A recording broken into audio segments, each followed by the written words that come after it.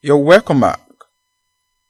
Now let's solve this question to improve your understanding on admission of a partner, especially how to treat goodwill and revaluation surplus or revaluation deficit. Okay, here goes the question.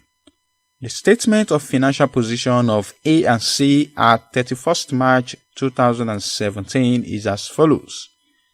We have assets, current assets, and the total assets, and we have the equity and liability section. Remember, for partnership, the capital account will comprise the capital contributed by each partner. That is why we are having A and C. Who are the partners in this partnership? Then we have additional information. It says, the partner share profits and losses, A is 3/5 and C 2/5. At 31st March 2017, it was agreed to admit B, who was to bring cash of 25,000 into the firm as capital.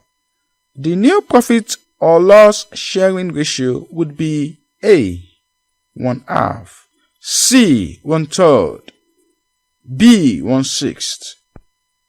A and C agreed the following revaluation amount prior to the admission of B. Okay, so their individual assets was revalued, and these were the new values. Required: prepare the journal entries to record the revaluations. B, prepare the revaluation account and the goodwill account. C, prepare the capital account. D, prepare the statement of financial position of the new firm. In the next video, we will start with the first requirement, which is to prepare the journal entries to record the above transactions. See you in the next video. Thank you.